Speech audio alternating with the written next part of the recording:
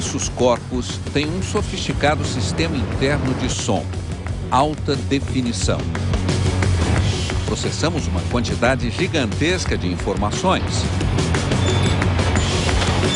Nossos ouvidos são responsáveis por uma extraordinária diversidade sonora, dos sons diários ao nosso redor à música que apreciamos.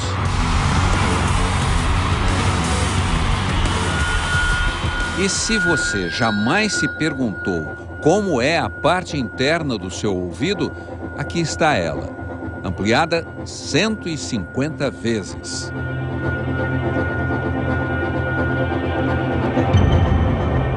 Esta fantástica estrutura de concha é instrumento de precisão, projetado para absorver ondas sonoras a 1.236 km/h. Se for ampliado novamente, você conseguirá ver todos os finos fios que vibram e capturam o som. Tudo o que vemos, ouvimos e sentimos é enviado como mensagem em fração de segundo para o nosso cérebro. Com tantas antenas ligadas, estamos sempre prontos a nos defender. Mas o que acontece quando respiramos? Pense no ar à nossa volta. Cada metro cúbico contém até 100 milhões de minúsculos micro-organismos. Alguns inofensivos, mas o ar também traz vírus, de 1/100º do tamanho de uma bactéria. Eles podem provocar danos graves ao nosso corpo. O Dr. Todd explica. Os vírus têm que entrar nas nossas células e, de certa forma, sequestrá-las. Assim, elas são convertidas em pequenas fábricas que vão produzir mais vírus. Cada gota de uma tosse ou um espirro pode espalhar milhões de partículas de vírus. E eles vão viver no ar ou numa superfície dura, como o botão de um elevador, até 2 dias. À espreita, preparados para infectar a próxima vítima. Temos todos os tipos de vírus, define o médico. Resfriado comum, vírus de estômago e, de vez em quando, vírus mais complicados. Os piores vírus matam e os melhores medicamentos antivirais apenas eliminam a infecção. Mas no Instituto de Tecnologia de Massachusetts, cientistas entraram em guerra contra nossos microscópicos inimigos. Eles estão desenvolvendo uma droga que quer acionar as defesas naturais do corpo, encontrar uma forma de destruir qualquer vírus muito antes que ele tenha a chance de nos matar. Em vez de desenvolver um novo tratamento para cada tipo, e passaríamos vidas trabalhando nisso, queremos um antiviral eficaz contra todos, explica o Dr. Todd. Vírus podem nos atacar a qualquer momento, e nosso corpo tem mecanismos para descobrir a presença deles. Quando isso acontece, o sistema imunológico faz o possível para nos proteger da ameaça. O remédio que os pesquisadores perseguem usaria essa mesma técnica. O médico dá um exemplo. Seria como enviar uma tropa de choque para localizar as células que abrigam os vírus. Quando as encontrasse, a nova droga simplesmente induziria estas células infectadas a se matarem, levando com elas o inimigo. Será um medicamento tão eficiente contra os vírus quanto os antibióticos são contra as bactérias. Mas enquanto isso não acontece, acredite, uma outra equipe científica está usando um vírus para salvar a visão de um homem. A visão é o mais importante dos nossos sentidos. Ela usa até 1/3 da nossa capacidade cerebral. Processamos cerca de 36 mil bits de dados visuais por hora. Mark Woolford nasceu com um raro problema congênito e está ficando cego. É mais ou menos como ficar sentado esperando a morte, diz ele, e não quero ir embora. Mas seu olhar pode ser salvo por um tratamento pioneiro com terapia genética. O professor Robert McLaren vai injetar vírus geneticamente modificados por trás do olho alterado. A esperança é barrar a doença. Sem esse tratamento radical, o futuro de Mark é literalmente sombrio. Antes que eu começasse a perder a visão, minha vida era boa.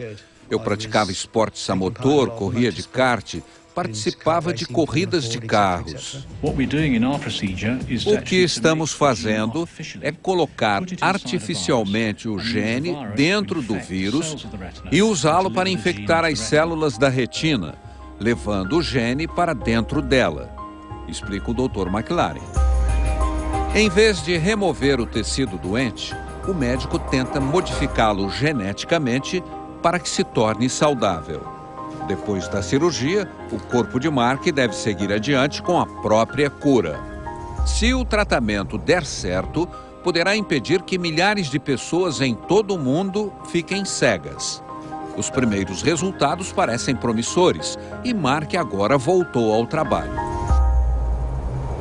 Se é possível usar um vírus para ajudar o corpo a se curar, outros cientistas escolheram um inimigo diferente para trabalhar a nosso favor: o frio.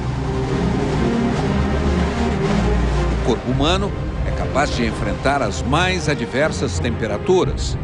Da Antártica ao topo das mais geladas montanhas, encontramos um meio de suportar o frio. Mas você tiraria quase toda a sua roupa para experimentar uma temperatura abaixo de 120 graus negativos? É mais frio que o lugar mais gelado do planeta.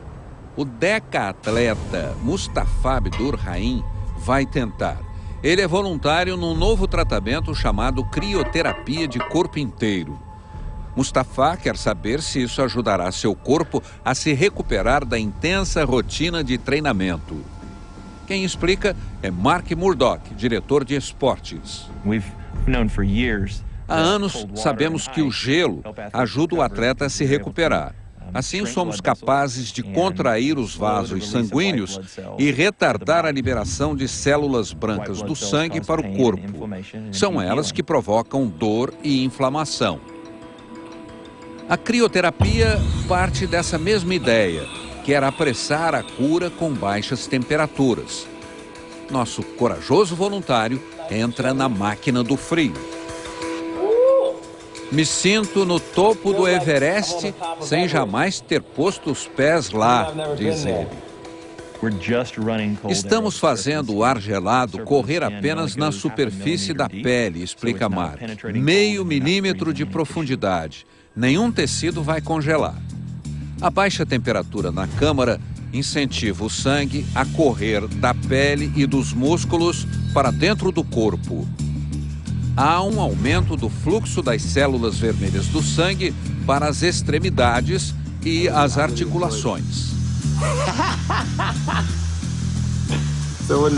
Eu gostei, revela o voluntário. Um frio intenso, mas diferente, que não faz pressão sobre o corpo. Para os atletas, a grande vantagem é apressar a recuperação e voltar ao treinamento intensivo antes dos concorrentes.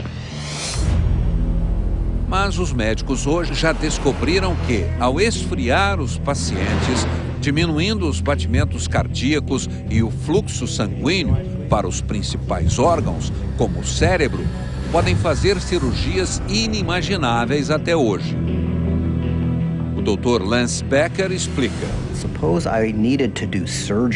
Um cérebro em temperatura normal começaria a sofrer lesões em 4 minutos. Resfriado, as funções básicas seguem normais, mas a quantidade de oxigênio de que ele precisa é tão pequena que podemos deter o fluxo de sangue por 1 hora, sem lesões. A pesquisa sobre hipotermia terapêutica está revolucionando a compreensão do funcionamento do corpo. Se um cérebro pode ficar até 1 hora sem irrigação, por quanto tempo uma pessoa pode permanecer morta antes de voltar a viver. O fantástico mundo das cirurgias em 3D. Uma técnica que faz o médico se sentir dentro do corpo do paciente que está operando. Veja a seguir.